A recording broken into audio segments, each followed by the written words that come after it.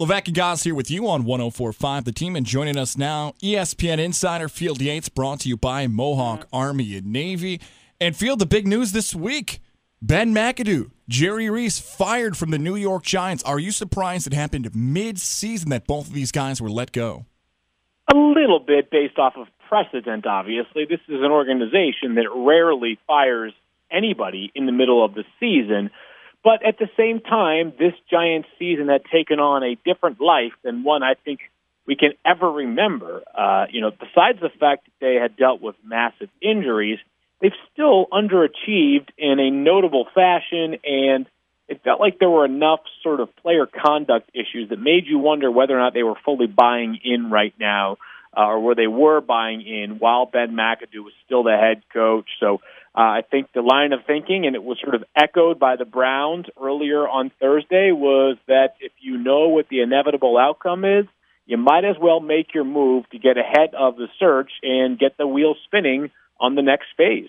And all of that makes sense, but I wonder if that whole decision with Eli Manning and him getting benched had a huge influence, especially both with the fans and former players of Ben McAdoo and Jerry Reese being let go. Is that basically the straw that broke the camel's back, that move last week? Unquestionably, that was a big part of it. And I think not only was it the move, but it was the feedback to the move, right? And at the end of the day, owners are business people, right? And they are judging the pulse of fans and consumers of their product. And I don't want to say that's the only reason why Ben McAdoo and Jerry Reese were fired, but I can certainly imagine that the way the Eli Manning benching was handled, the reaction it got, and the execution of everything involved definitely had to play a part in the Mara and Tisch family thinking. Clearly, the Giants bungled that one, and whether it was solely Ben McAdoo, whether it was partially Ben McAdoo, whether it was not at all Ben McAdoo, at the end of the day, by association or by execution, you are the one that becomes responsible for these decisions, and hence he and Jerry Reese had to pay the price. Field, John Mara mentioned getting a GM would probably be one of the next big steps for the Giants and going forward. We've heard names like Dave Gettleman, Nick Caserio, maybe William McClay of the Cowboys probably getting a look at GM. Who do you think is going to end up with this job? Do you have an idea of where it might go? What do you think? I don't know who it's going to end up being, but I think there are a lot of teams, individually you just mentioned, that make sense for this team. You mentioned Dave Gettleman, who has obvious ties to the organization, having worked there for a good chunk of his career, formerly the Carolina Panthers general manager. John Dorsey, the former chief general manager, currently available. I personally believe that Scott Pioli, the former Kansas City Chiefs and current Atlanta Falcons assistant general manager, would be a terrific candidate for this job. And this is a very attractive job right now in New York. And you think about the reasons why.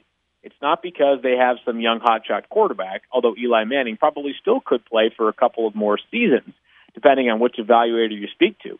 And it's not because they have this dynamic cap situation or this glut of talent, because of the stability, right? I mean, the fact that a GM job turns over, like on average, every 10 years in New York is very attractive to whoever is going to be hired, because that person knows, I've got time on my side, which is a reason why I think you'll see a lot of candidates who might otherwise ignore some other GM opportunities put their hat in the ring for the Giants. How about head coach, Field? There's a lot of names that Giants fans have been gravitating to. What names do you think they should be more focused on?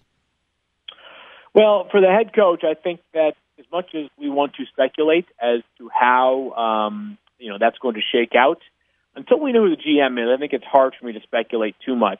I think the first decision is, obviously the GM, and there's a little bit of an open timetable there because, in theory, if they wanted to hire an outside candidate like Dave Gettleman, they could hire him, by the end of the day today because he's available. He's free.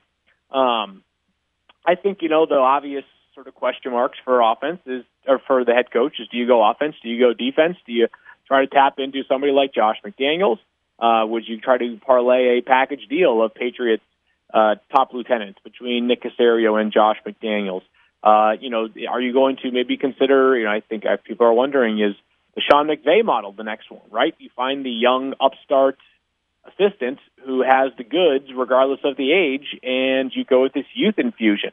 I don't think there's an obvious answer there, but I think some of the names that have been floated around as top candidates, whether, again, Josh McDaniels, whether it's John DeFilippo or Frank Reich from the Philadelphia Eagles, whether it is a coach that has previously worked in that capacity, like Bill Cowher, who obviously has been speculated upon. There's going to be plenty of names that are interested in this job. ESPN insider Field Yates joins us here on Levack and Goz on 104.5. The team thanks in large part to Mohawk, Army, Navy. Not sure of a size or color this holiday season? Grab a gift card that always fits this holiday season at Mohawk, Army, Navy. Let's shift over to the Buffalo Bills. They have a matchup with the Indianapolis Colts this weekend.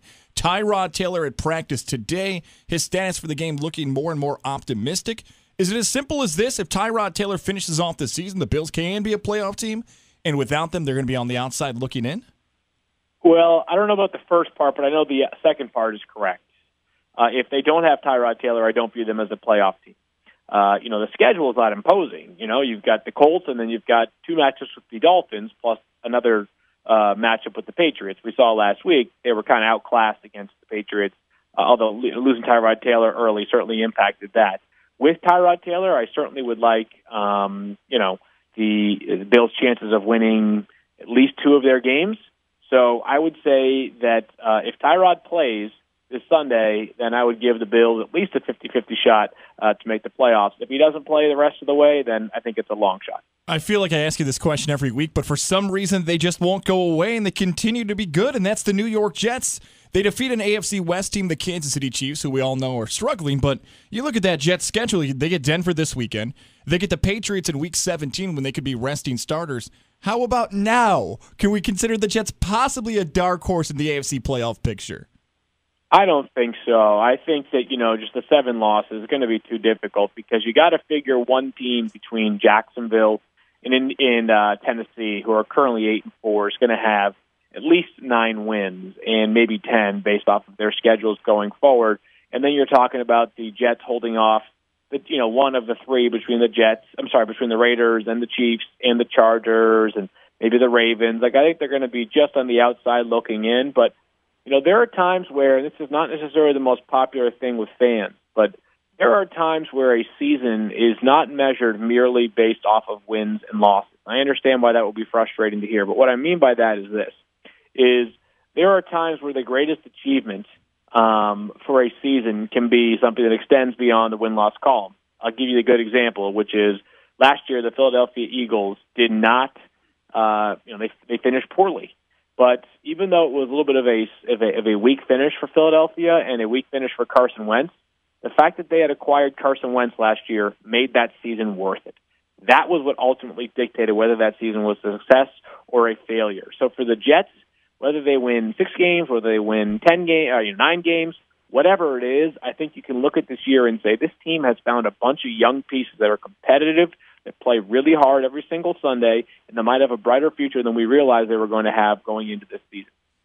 It is now Week 14, fantasy football. The playoffs in most leagues are underway. Is it one matchup? Is it one player? Give us that piece of advice. I know you said before, don't overthink it, but is there some type of move this week that can give you that extra edge in the quarterfinal rounds?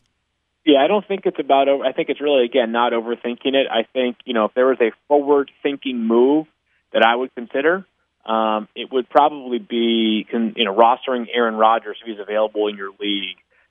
They're just, again, this weekend, they're difficult decisions, and I understand that. But I can't go bit by bit of every single roster decision that I've heard or people might be facing. But if you're looking to potentially add a quarterback that, you get him for Week 15 or as soon as Week 15, and he could be your starter the rest of the way, Aaron Rodgers is the one. But I would say other than that, don't overthink it.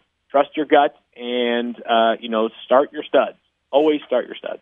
Field, a lot of people would have Gronk in their lineup this week, but he's not playing. So where would they go in order to find a suitable backup for Gronk?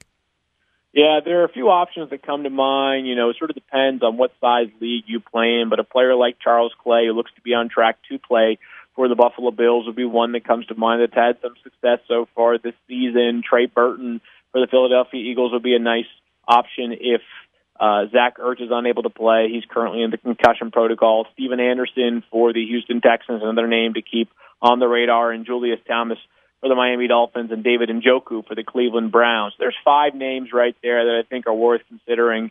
Again, depending on roster size and league size and what your situation is. If if you need a miracle, if you need a Hail Mary, you might add a player that has a bunch of upside, but also comes with a bunch of risk.